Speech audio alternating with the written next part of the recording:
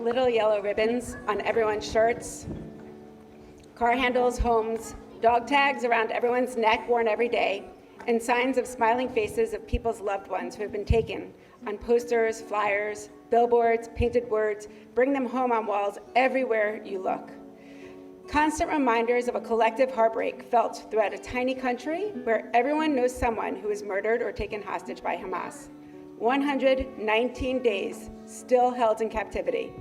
The people of Israel, all of them, are not whole when some of them, their friends, mothers, fathers, sons, daughters, cousins, are still being held in the unending maze below the ground. On our mission, we saw many of the places where, on October 7th, people were abducted and taken hostage when they were in their homes, at a festival, out for a walk, and getting ready to celebrate Simchat Torah. Although some women and children were released in November, their family members, their fathers, husbands, sons, remain captive. I arrived in Israel a couple of days earlier than the rest of the mission to spend some time with my cousins who live in Herzliya. We attended a vigil that happens every Saturday in the neighborhood where 21-year-old Omer Shem Tov lives, so that his friends and family can be supported by their greater community in their calls and prayers for his safe return.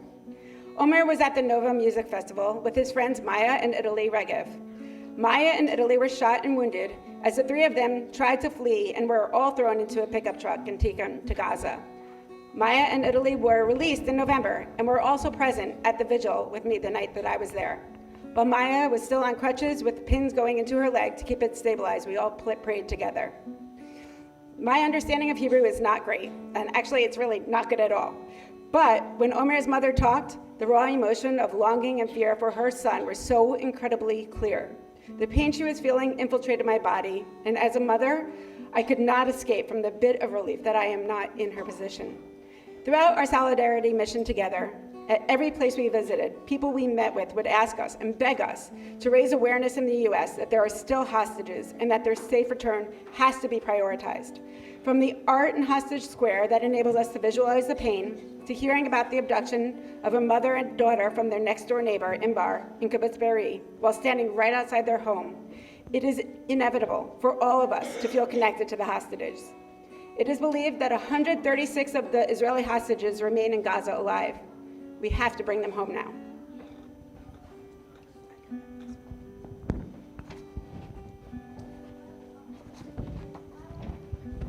About a month or so ago, I started writing this number on a piece of masking tape to wear on my shirt. Rachel Goldberg Poland, Hirsch's mom, had asked people to do it as a visible show of support for the release of the hostages. When I started doing it, I thought it would fill that void after Hanukkah, after the hopefulness that I felt with social media feeds filled with Hanukkahs and prayers for another kind of Hanukkah miracle. Yet,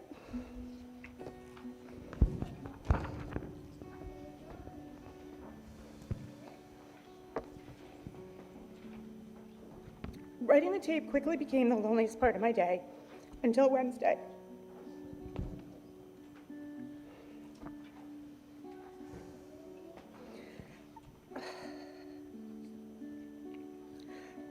On our mission, we met so many heroes, literal war heroes, young women the same age as my daughter.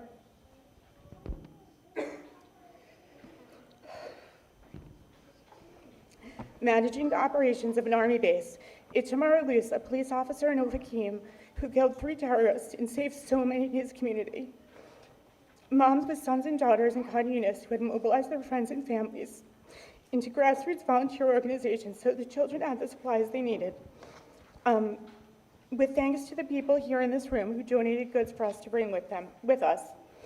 On Wednesday, one of our speakers mentioned she was going to the newly formed hostage family tent in Jerusalem. A few hours later, Evan Lando and I were in front of the Prime Minister's residence, standing in solidarity and advocating for the release of the hostages, besides John Poland, Hirsch's dad. I had long thought of the Goldberg Polands as my own heroes, turning their pain into a grassroots community like I had never seen, and inspiring so much of my own advocacy. I told them all that we at Temple Emanu-El and the greater Westfield community had done and have been doing to advocate for the release of Hirsch and the 135 other hostages. We set a Shabbat table. There's a seat on our bima every week. We sent busloads of people to DC to rally. We had a milk carton on our temple lawn. Hostage posters are continually being hung in and around our town, and Westfield now has a newly formed chapter of Run for Their Lives. We've hosted events with Federation and been the host to speakers to better understand the conflict and, of course, our own mission trip. As we stood with a "Time is running out" sign, those around me handing out yellow ribbons to passerbyers by the fistful, John urged us to keep going and to keep sharing the stories of the hostages and advocating for their release. He assured me that the families hear us and are buoyed by our support. Another protester told me that the Goldberg Polans met with Natan Sharansky in the first few days after Hirsch was taken and said, "Make sure everyone knows his name." I urge you to join me and continue this work that we've started. Go to oneminuteaday.com or subscribe to the email 5 Minutes Today for step-by-step instructions to reach out to our elected officials to advocate for the release of the hostages. Writing that number on a piece of masking tape felt a little less lonely the past 2 mornings. I can't wait to be done.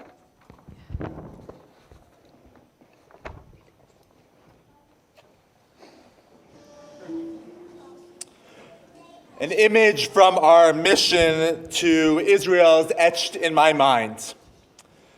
We were visiting Kibbutz Be'eri, and as we walked through burned-out homes, I saw 4 candles standing on the counter of a kitchen. As I looked closer, I noticed that it was a makeshift menorah. The young man, Inbar, who was sharing the destruction of his home, told me that his family was allowed to visit on the 3rd night of Hanukkah.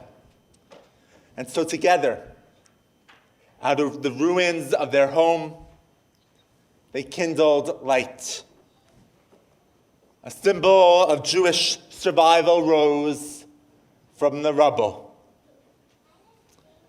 Inbar has come back to Kibbutz Be'eri with 70 other members.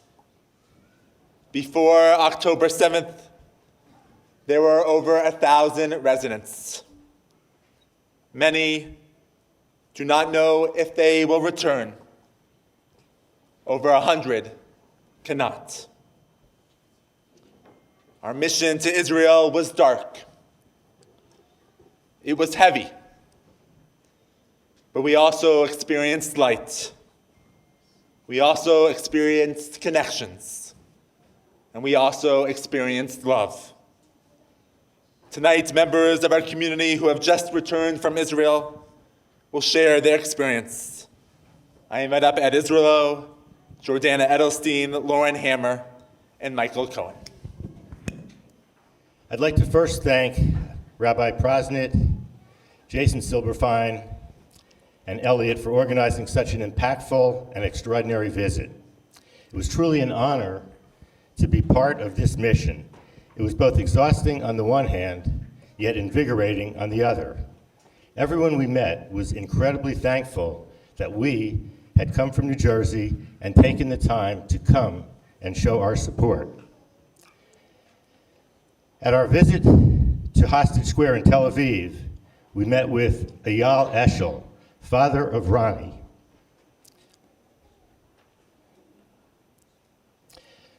Ronnie was part of an observation team near the Gaza border and was considered missing until a month later, when the IDF confirmed that she had been killed in the attack on October 7th. She was buried on November 12th. She had been serving for about 14 months and was her group's unofficial chef. Her father described her as warm, fun-loving, and she was planning to go to the university after her military service.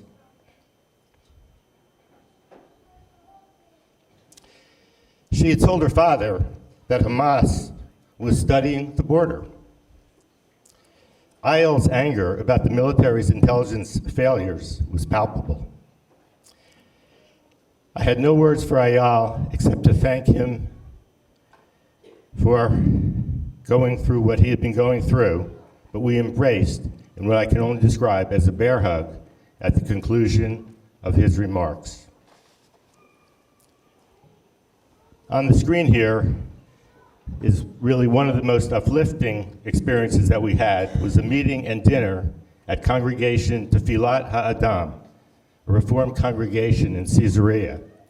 We met with Rabbi Ayala Samuels and members of the congregation, together with David Bernstein, who is the deputy director of the Israel Movement for Reform Judaism. Tefilat Hadam is a 10-year-old regional congregation that is now in a permanent space, its first permanent space. They have a new ark that is lovely, and they're very proud of it, and this is a picture of the ark. We heard from Carmel, also a member of the congregation, whose 20-year-old son is now fighting in Khan Yunis in Gaza. She poignantly described her concerns for the safety of her son and for all of the soldiers. Communication is difficult because the soldiers are not permitted to carry their cell phones with them when they were on mission. This lack of information is causing tremendous anxiety for all those people. As a matter of fact, one of our speakers indicated that the nation is suffering from PTSD, post-traumatic stress disorder. Rabbi Samuels, we believe, will be visiting shortly, and we're exploring formalizing a relationship between our congregation and this congregation in Israel, and that would be a beautiful thing. Thank you.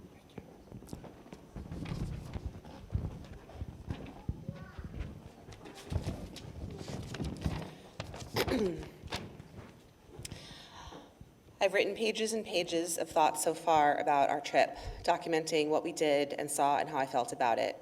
So when Rabbi Prozid asked us to share 1 to 2 minutes of thoughts tonight, it felt tricky to think about what I could capture in such a short time, because I wanted to share something that would capture the essence of our experience to help you understand back at home what is happening and what we can do. On Tuesday, after spending time at Kibbutz Be'eri, the Nova Music Festival site in Ofakim, which is the farthest east town Hamas reached, we stopped by a civilian-run depot for IDF soldiers called the A-Team. Under a giant tent off a main road, the A-Team offers fresh, hot food, a library of books, massage therapists, games, homemade desserts, music, and a place to relax and hang out. There were hundreds of soldiers there when we visited, and probably close to as many volunteers running it. I thought we were just going to walk around a bit, witness this incredible civilian volunteer organization that took shape immediately after October 7th, and continued to get a feel for what life is like right now. But after a few minutes, I found myself near a fresh popcorn stand, helping to scoop and bag popcorn for the soldiers. There was a mom running the table. She saw us visiting and welcomed us to join in and help. That's her up there in front of Melissa. She's the second person in on the left. So we did help. Within seconds, I was talking to her. Her name is Sarah Paley, learning about her family, including 2 sons that are currently in a paratrooper unit fighting in Khan Yunis in southern Gaza. We were asking her how she was doing, how does she hear from them, how is she managing life right now? You can imagine her answers. She was so incredibly grateful for us to be there. This was something we heard over and over and over again. In maybe the 10 minutes we spent making bags of popcorn together, we connected. I'm texting with her on WhatsApp now at home. When we hugged goodbye, she said to me, "We are all sisters." There was no feeling of, oh, you're over in the US, you don't get it. There was, we are all in this together. There was connection, there was sisterhood, there was solidarity. During our 3.5 days, we weren't just observing and witnessing and showing support. We were connecting, we were bonding, we were being allies. We weren't on the outside looking in, we were in it with them. It is beyond the power of words to communicate the feeling of connection we felt with everyone we met. In just 10 minutes, we made a difference. In 10 minutes, I connected with Sarah, a mom, and she will stay with me for the rest of my life, and I will stay with her.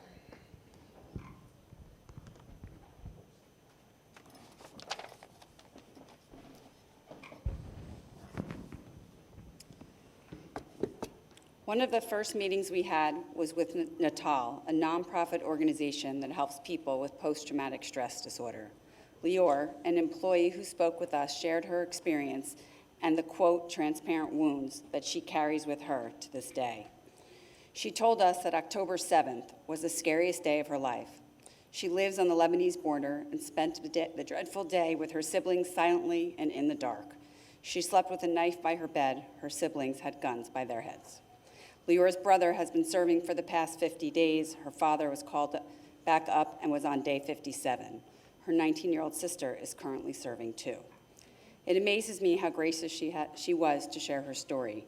She expressed a commitment to helping others work through such traumas, to come out with a level of resiliency on the other side that will help them live healthy, normal, and functioning lives. One of our last stops was at Lady Stern Hotel. Lady Stern Hotel in Jerusalem. As we sat in the beautiful lobby of this hotel, we met with many evacuees from the border of Lebanon who, like Lior, cannot live in their homes due to risking being attacked by Hezbollah. We talked with the 50-year-old mom who is a hairdresser. She has been cutting everyone's hair in the hotel. Her 14-year-old daughter is thankfully doing well, as she's happy to have neighborhood friends with her at the hotel. If you met Moran, you would have fallen in love with her, like we did.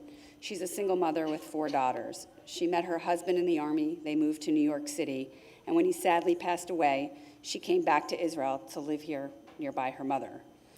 They're now living in the hotel. Moran was remarkable, tearful and sad and scared, but appreciative for her safety.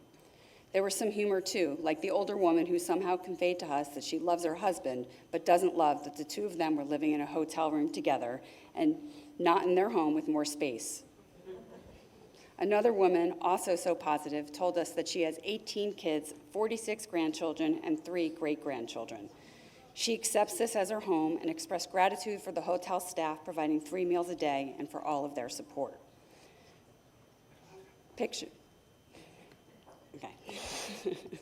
It was surprising to hear that Temple Emanu-El was the first solidarity group that paid them a visit.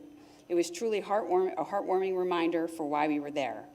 I'm proud of Temple Emanu-El for bringing hope and not just presence, to have shared our love, not just our grief. I hope we helped alleviate their, quote, invisible pain, even if for just that hour we were together as we extended our hearts, our support, and our solidarity.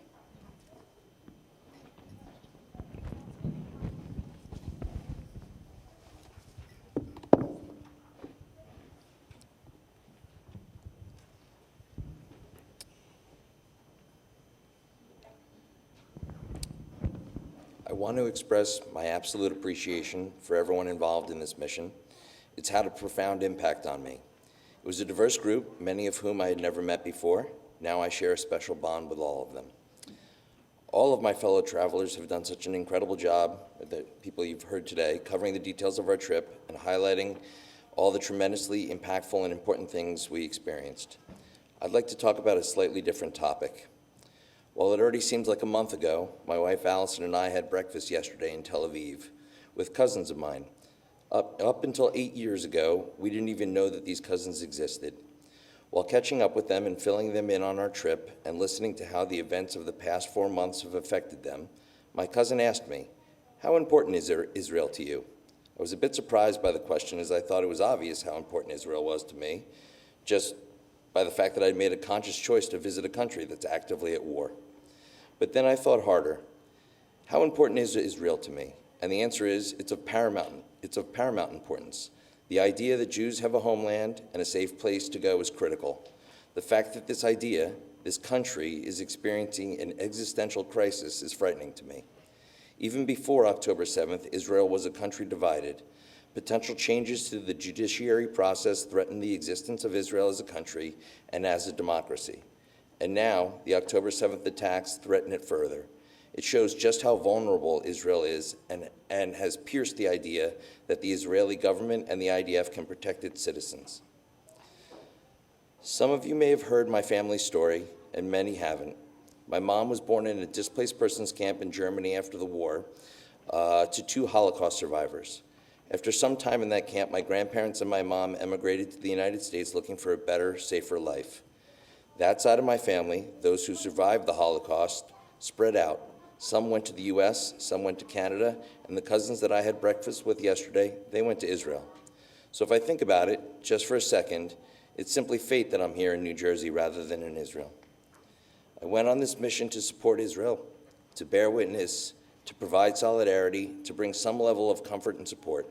But I also went to show my wife and kids, my mom and dad, my in-laws, and all of you how important Israel is to me. Am Yisrael Chai.